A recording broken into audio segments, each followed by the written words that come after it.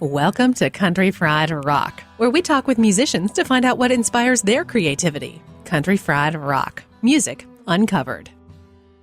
This week on Country Fried Rock, I talk with a songwriter I first learned about from Couch by Couch West, the best virtual festival on the planet. Meanwhile, Moreland's record ended up on nearly every Best of 2013 list I read. So we're finally catching up with this Oklahoma songwriter.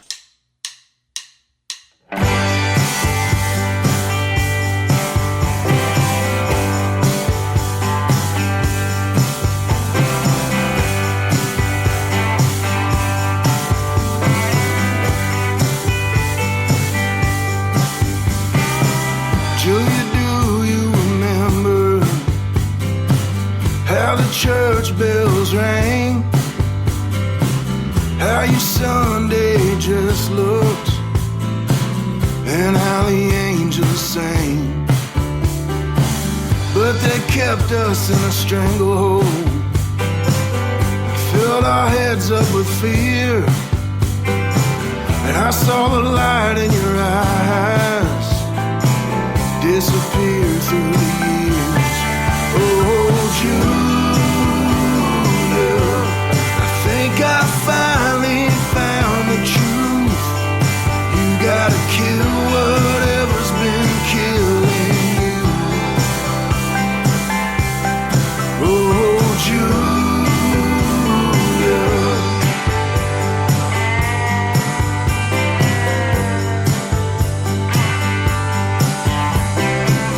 Sunday morning on Main Street, with the walls closing in,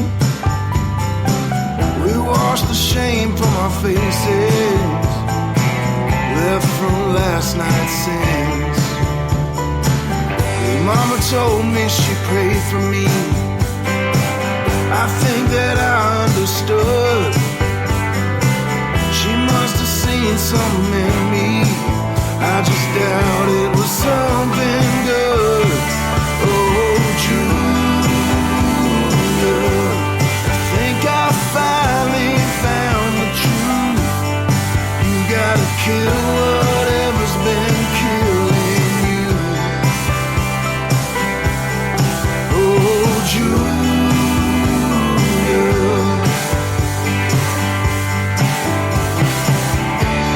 I just wanna let you know I think I'm finally free. Tell the congregation not to waste their grace on me.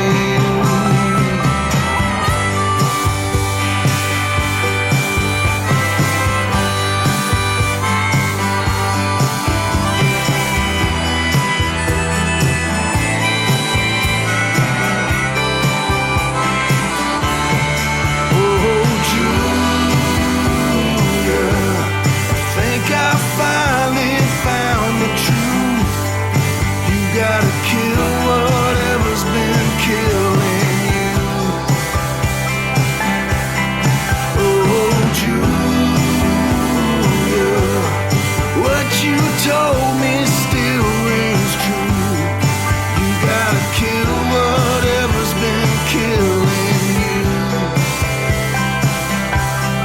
Oh,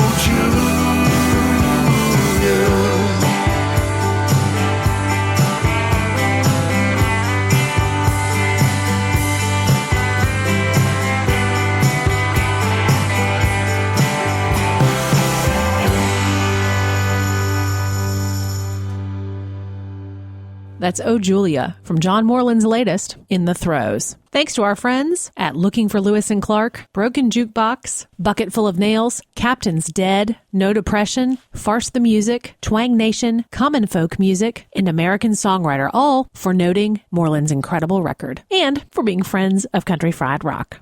My guest today on Country Fried Rock is John Moreland, who I originally found through Couch by Couch West. Welcome. Thanks for having me. So I will admit freely that I am late to the party on your music. It wasn't until Couch by Couch West of last March, I think, that I really tapped into it and was just blown away. Oh, thanks. How did you get started with music? My dad plays music. I mean, he plays guitar, not like seriously or anything, but he's always played as a hobby. just grew up listening to him play Neil Young songs and CCR songs and stuff. And I guess when I was about 10 or 11 years old, I just was bored and thought, maybe I could get that guitar out and learn how to play it. So I started playing that way, just played in a bunch of bands, and eventually was 13, 14 years old, played in a bunch of punk rock bands. And then after several years, kind of came back around to like stuff that my dad was listening to, came back to those Neil Young records, started writing stuff that eventually led me to where I am now. So you started writing then fairly early on. Yeah, I started writing pretty much as soon as I started playing guitar. When I was about 10 years old, I started, and that was kind of the whole point. I wanted to make up songs. Where did that lead for you? I played in a lot of punk bands. I played in some hardcore bands and stuff, and did a lot of touring when I was like 17, 18 years old, which was really great. Eye-opening experience.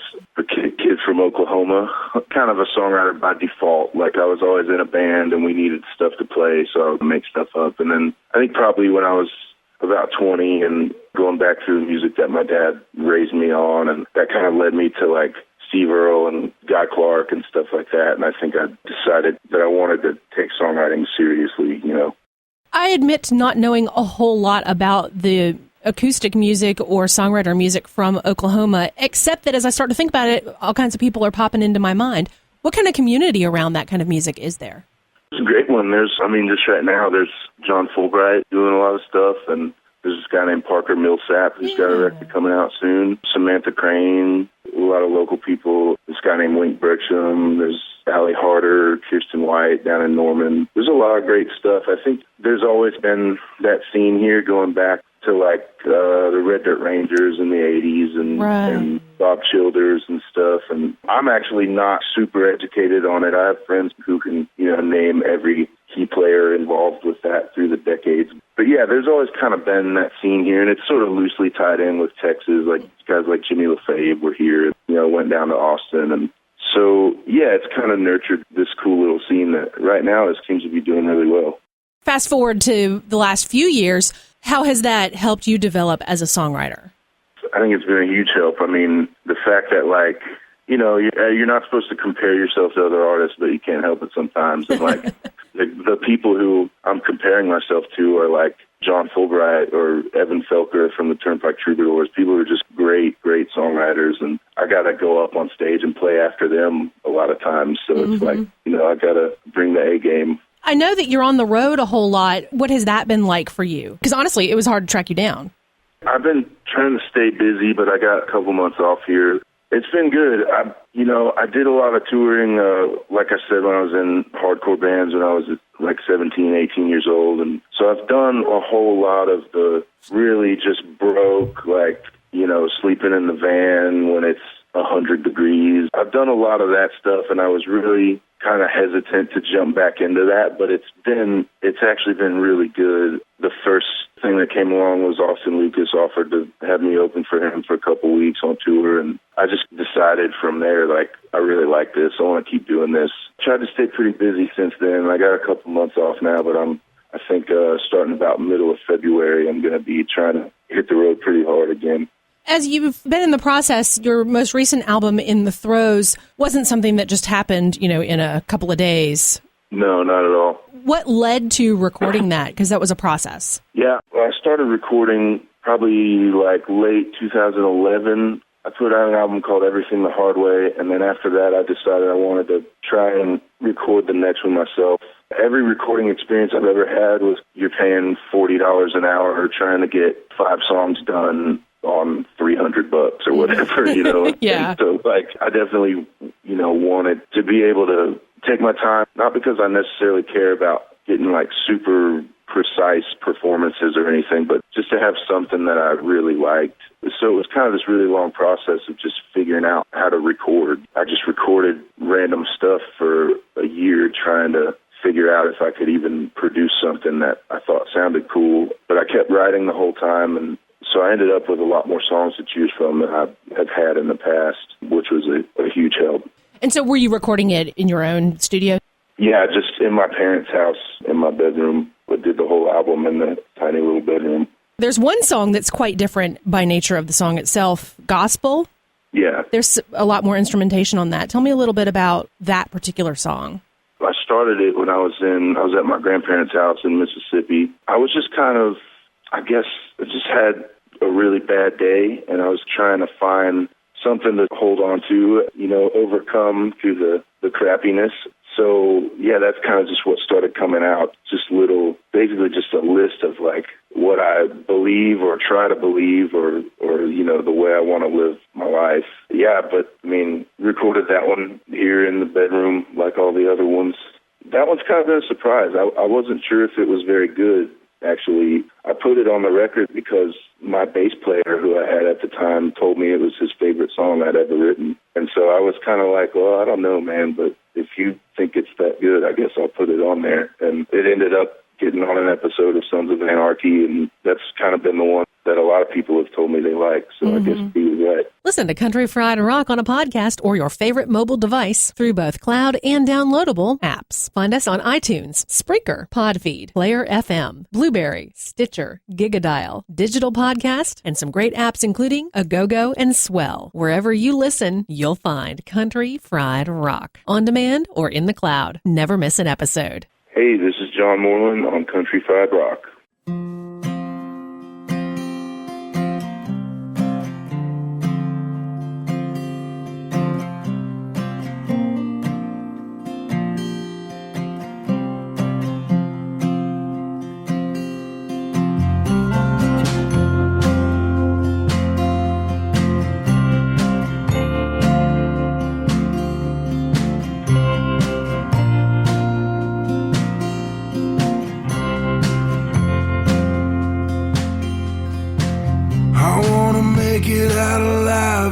Think about looking back.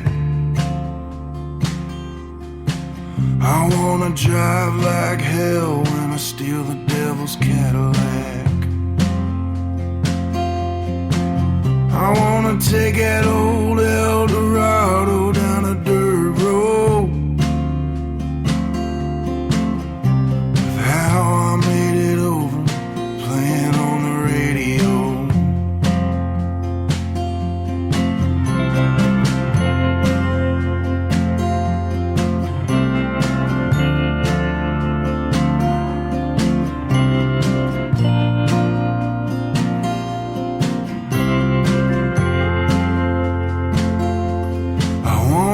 Solid as the earth and cool like the night air.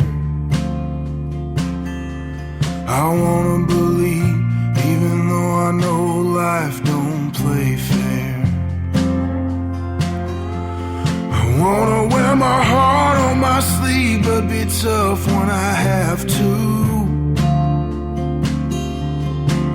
I wanna dust off the stars and hang them on the wall for you.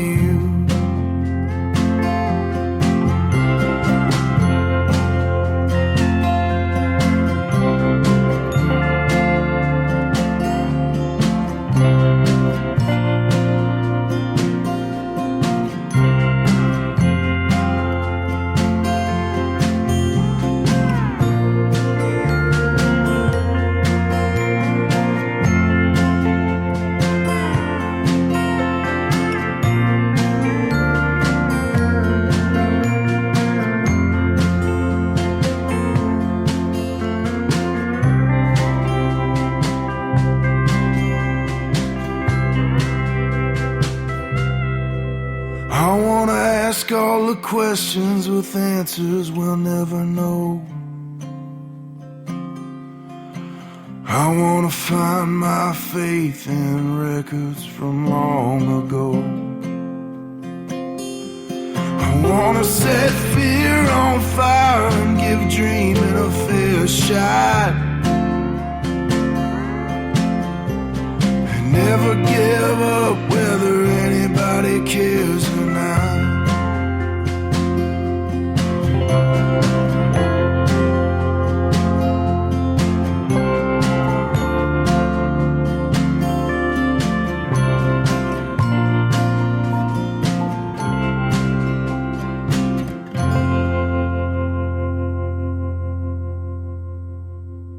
Off of In the Throes, that's Gospel by John Moreland. Country Fried Rock is committed to helping prevent musician suicide. For the last 2 years, our official charity has been Nucci's Space, a nonprofit organization removing barriers to mental health care for the music community of Athens, Georgia. This model program addresses everything from the need for affordable rehearsal space to loaner gear, as well as direct mental health services and primary care for musicians. We've got a ton of ways you can help them out at countryfriedrock.bandcamp.com.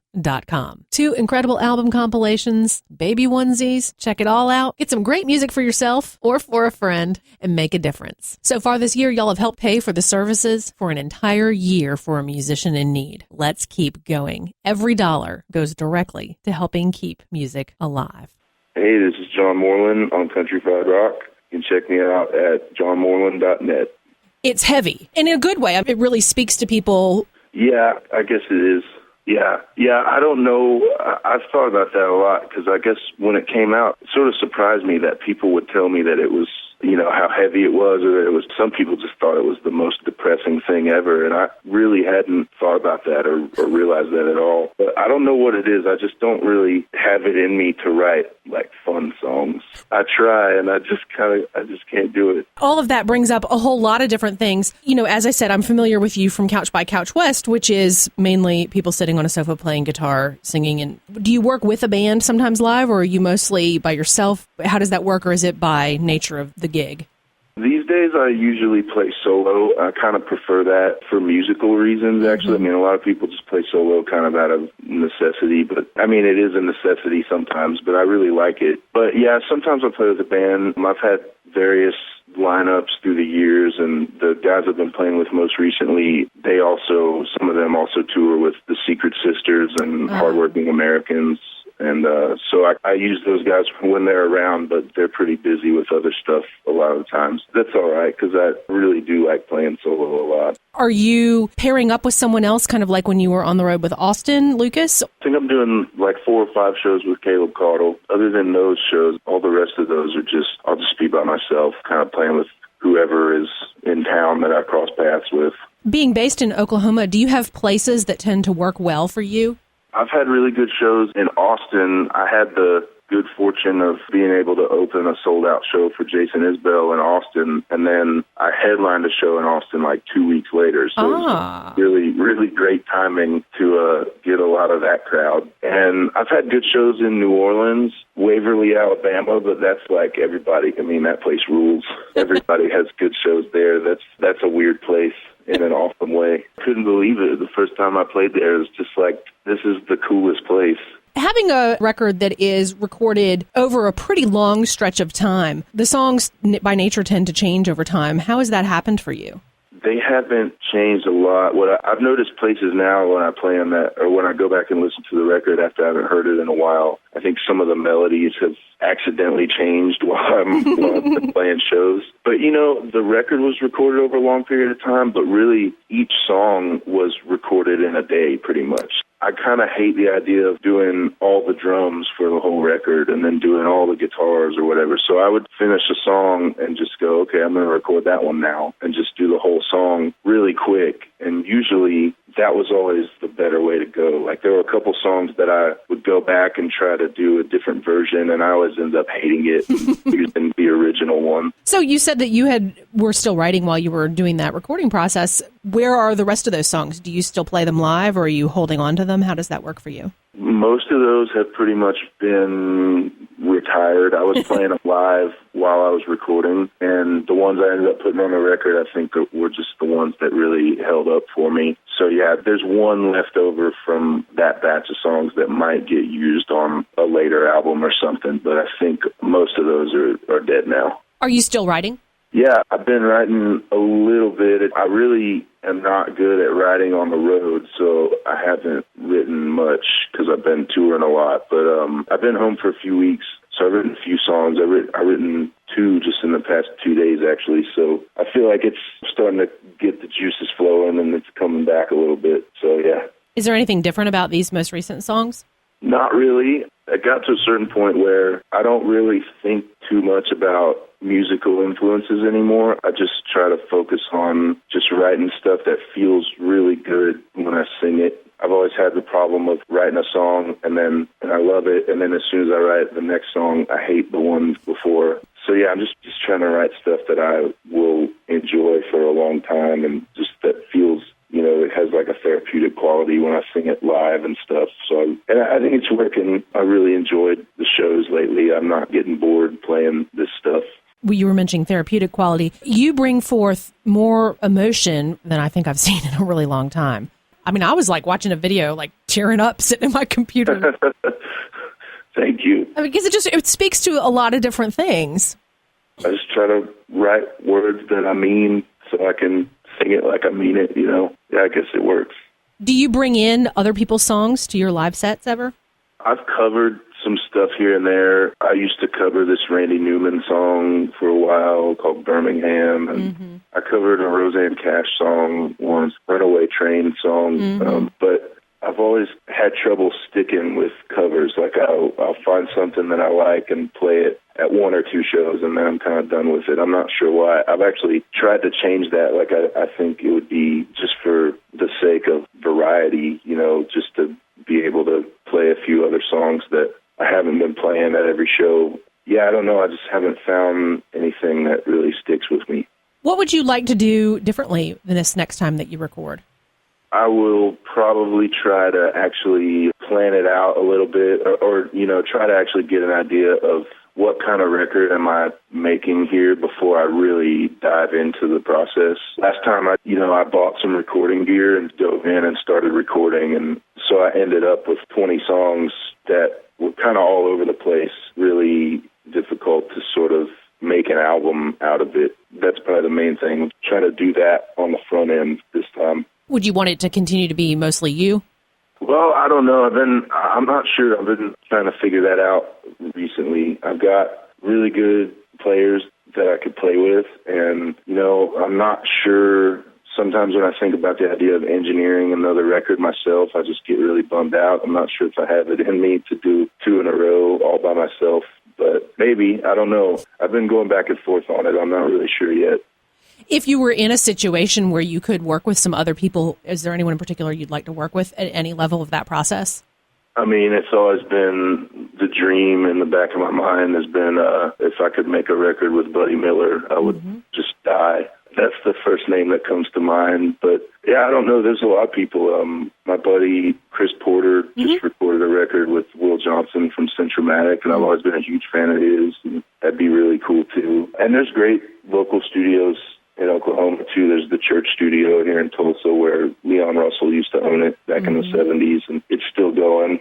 So, yeah, I'm not sure. You engineered the record yourself, but did you have someone else work in the mixing or mastering or anything, or did you do all that yourself? I mixed it, and then I had somebody else master it. That was, I had never mixed a record before, but I figured I could at least let my ears guide me through that. And then mastering was kind of the only thing that I just didn't have the technical skills to feel like I could tackle it on my own. I figured I better hand that off to somebody who knew what they were doing. What would you like to see happen as you hit the road this next month? Just hope people are at the shows. I'm still not used to anybody knowing who I am. I'm still really worried that nobody's going to show up. It's always really cool when they do. So, I just hope people come out to the shows. Hey, this is John Moreland on Country Fried Rock.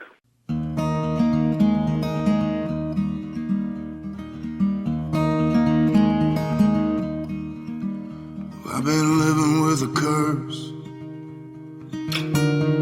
combing through the pages of my youth. There's a million soggy mouths soaking through the soles of my shoes.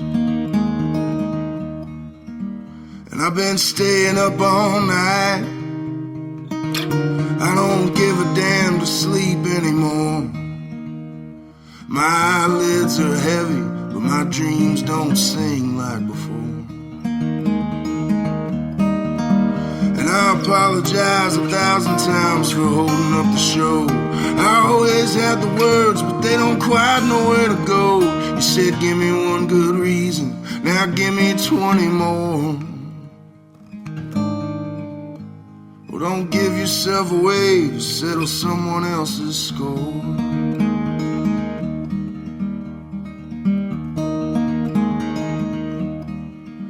I got the guiltiest conscience, listening for a savior on a Saturday night. I got my ear to the ground, you got Easter Sunday in your eyes. And I apologize if I seem a little overwhelmed. I'm thirsty, but the holy keep on pissing in my well. I had a purpose and a song that was true, but I ain't never had a lick of sense when it comes to you.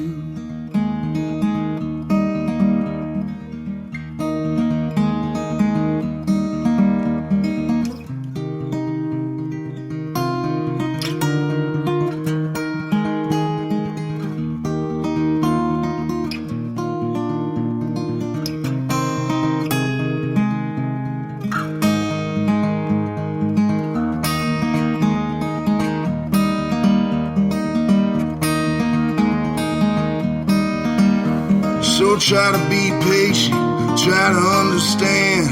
I'm a child trying to do the work of a man. My pockets are empty, I don't own a thing.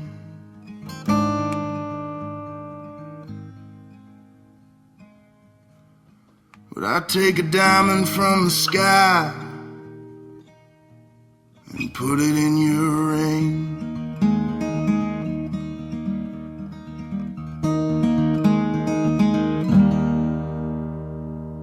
From In the Throes, that's John Moreland with 3:59 a.m. You can find Country Fried Rock on great radio stations like 91.1 The Globe in Goshen, Indiana, Wildman Steve Radio Network from Auburn, Alabama, around the world. Online from Texas at Root Hog Radio, part of Radio Free Americana, from Mobile, Alabama on the Mod Mobilian Radio Network. Listen in Georgetown, California at KFOK 96.1, from Kodiak, Alaska on KMXT, KSRQ, Grand Forks, Minnesota, KKRN, Round Mountain, California, KDRP, solar-powered radio from Dripping Springs, Texas, WALW, Moulton, Alabama, and other great stations like CJXF, Calgary, Canada. Country Fried Rock is committed to supporting the musicians, making the music we love. Help them out by buying their music, and help us out at no extra cost by purchasing through the links on our website. Hey, this is John Moreland. My new album is called In the Throes, and you can pick it up at lastchancerecords.com. Any good shows in particular you want to share? I think there's going to be a few good ones. I'm opening a couple shows for Parker Millsap in Tulsa and Wichita, and then I'm playing Cactus Cafe in Austin. I'm looking forward to that one. I'm playing Waverly again on this next run. There's a few good ones. Your album cover art, is it a home that means anything to you? Yeah, I believe that's, okay, let's see. That's my great-great-grandmother's house in Oklahoma City. Wow. Yeah, it was time to do artwork, so I found a box of old photos and was kind of digging around, and I found that, and I just thought it was cool for some reason. And on the back of the album, there's a picture of my aunt when she was 5 years old, and on the inside, there's a picture of my mom when she was a little kid playing with a chicken. It's all family photos. You've got some interesting stuff like that on some posters and... Yeah, I think that's coming from like the punk rock background. I guess that aesthetic was always cool to me. There was this band, or they're still around, this band from Louisville called Coliseum, and the guitar player Ryan Patterson designs all their artwork, and I just think that dude is a total bad. I'm basically just trying to rip him off when I do like shirt designs and stuff. Learn from the greats and emulate. Yeah. So what other kind of stuff do you have planned for the coming year? I got those dates coming up in February and March that we were talking about, and then I think probably in April I'm doing a couple festivals, but I'll probably take a short break and then get back out on the road in May because I need to play the East Coast. I haven't been north of North Carolina on the East Coast. People keep emailing me telling me to come to New York and stuff, so I'm going to try to do that. I don't know. We'll see what happens after that. Are you going to try to continue all of that solo, or are you going to pair up with anybody? I'm not sure. If something comes up, there's an opportunity to tour with somebody, I might jump on that. But I really like just doing it by myself, too. I don't mind it. So how'd you end up connected with Last Chance Records? Travis Hill, who owns the label, he lives in Little Rock, so that's just not too far from Tulsa. That's like 4 hours or so. And I think John Snodgrass from Drag the River actually put me in touch with Travis when I was trying to book a show in Little Rock. And I think that was the first time I talked with him. And then I ended up, Corey Brannon and Ben Nichols were playing a show in Little Rock at the Whitewater Tavern. And I went out there for that just to go to the show and ended up getting up and playing a few songs. And that was the first time I hung out with Travis. And I think he offered to put out my next record that night. Oh, cool. So, John, this has really been a nice opportunity for me to get to talk with you. The record is amazingly deep and just on so many different levels, but I particularly hope to get a chance to see you live this year. Awesome. Yeah, I'm going to be touring a lot, so I think hopefully that can happen. Fantastic. Safe travels to you. Thank you so much. Thanks a lot. Take care. Bye-bye. All right, bye. Country Fried Rock, Music Uncovered. Find our full playlist at countryfriedrock.org. Our 2014 bed music is from Jack Logan and Scott Baxendale. Their most recent album together, Bones in the Desert. The song you hear is only available to benefit Nucci's Space. You can buy it at countryfriedrock.bandcamp.com. Our Country Fried Rock stinger is from Steve Soto and the Twisted Hearts. Country Fried Rock. Copyright 2013 by Lily Pad Productions. All rights reserved. Country Fried Rock is a partnership with the nonprofit Florence Regional Arts Alliance. Your donations to this program are tax deductible to the extent you are eligible under U.S. law. Country Fried Rock radio programs are distributed to public radio through the Public Radio Exchange, prx.org. Ever he been helping us some country fried rock.